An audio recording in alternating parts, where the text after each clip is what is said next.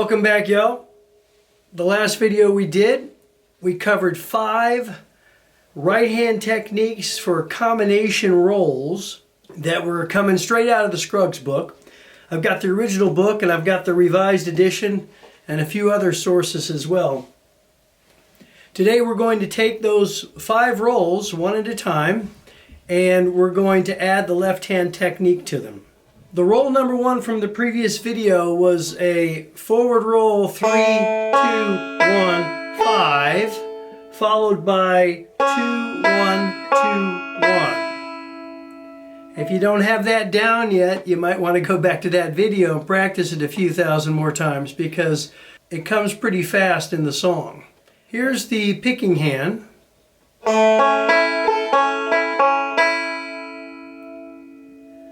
Now we're going to add some left-hand technique here. The very first note, the 3rd string you're plucking, you're going to slide with your middle finger from 2 to 4. Okay? And this is going to be the type of slide where you end up on the 4th fret as you're plucking the 2nd string. Kind of important here. It's going to sound like this. And not like this.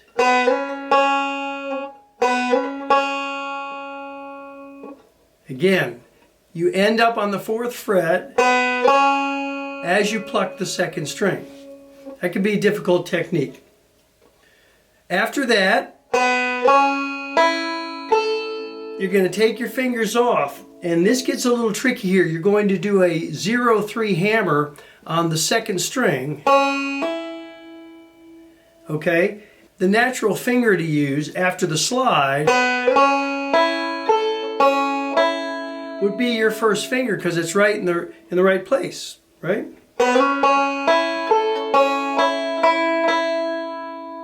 And you could do that, but you have to get back to a 2-4 slide right after that. So when you play it up to speed, it might be kind of difficult.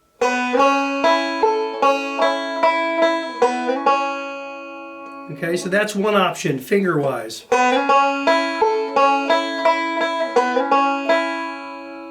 Another option would be to slide, and rather than use your 1st finger, take your middle finger off and use your ring finger, like this.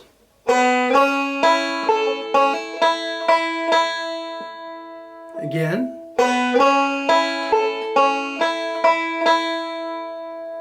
And that sets you up for your next measure, which starts with the 2-4 slide again.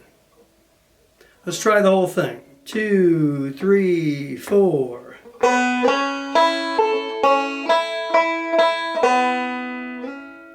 And just practice getting that middle finger down the 3rd string, 2nd fret at the end of the measure.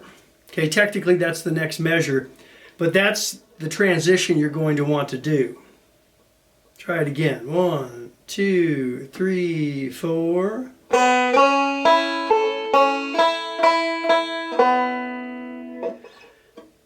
The second measure we worked on last video was a 3-2-5-1 square roll followed by 3-2-3-1. So just the right hand is this. Okay? Now, as I said before, we've got a slide to start that measure off. Same type of slide. You end up on the 4th fret as you're plucking the 2nd string. Bring this finger down 1 fret and do the 3-2 pull.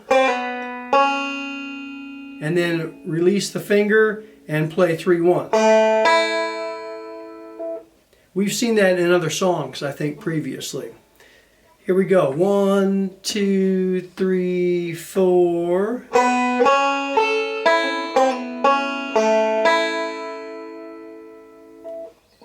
The 3rd measure we looked at last time was a 3-1, 5-2-1, 5-3-1.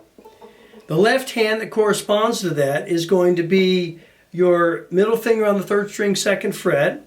It's a D chord, so we're playing this note here and we're doing the 3-1, 5-2, followed by 5-2-1. Now, this is kind of a tricky thing. It doesn't show up in the original book. In the revised edition, there's a hammer, but it's not the kind of hammer you think it is.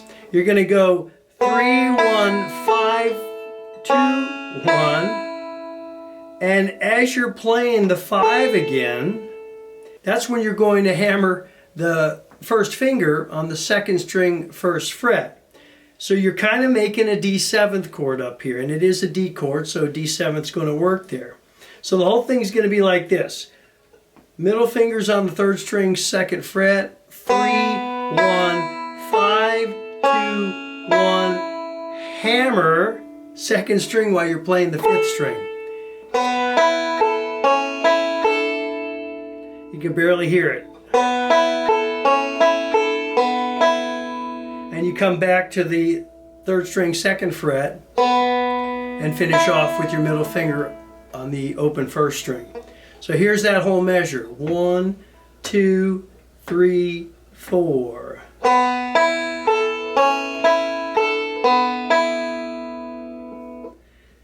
If you can't hear that hammer, don't worry about it. When he does it again later on the D chord, it looks more like this.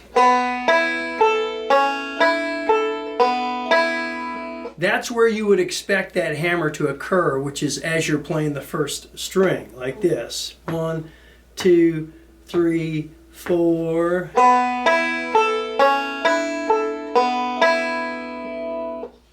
So whether that first version that I showed you is a typo perhaps, or just the way Earl played it one time and it was transcribed that way, who knows? Maybe you know. You can leave a comment down below and tell me how you think it goes. The fourth roll we looked at was this up-down roll, which was 4th string, 3rd string, 1st string, 5th string, 1st string, 3rd string, 4th string, 1st string. Like this. 2, 3, 4.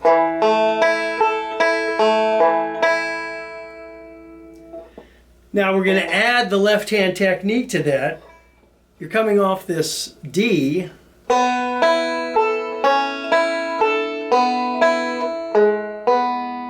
So because I'm in that position, I'm probably going to reach up with my pinky and get that note and just keep my middle finger on the 3rd string, 2nd fret, because the roll's going to go like that, and then you're going to come back and you can lift off on your way back. So again, it's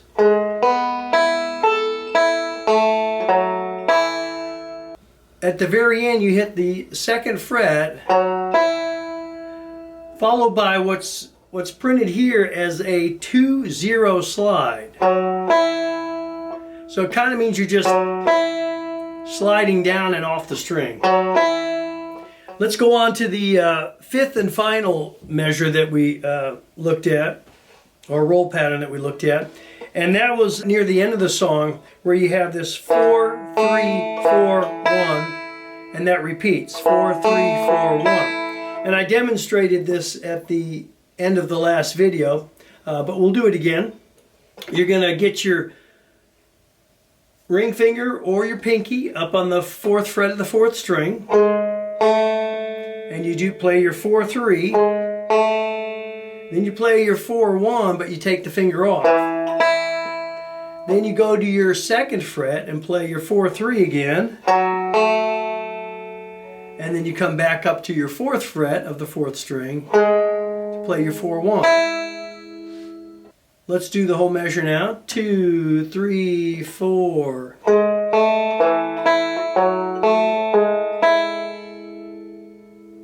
In the next video, we're going to put these measures all together with the rest of the ones in the songs that shouldn't be too difficult, and we will have a complete, authentic Earl Scruggs break of Blueridge Cabin Home.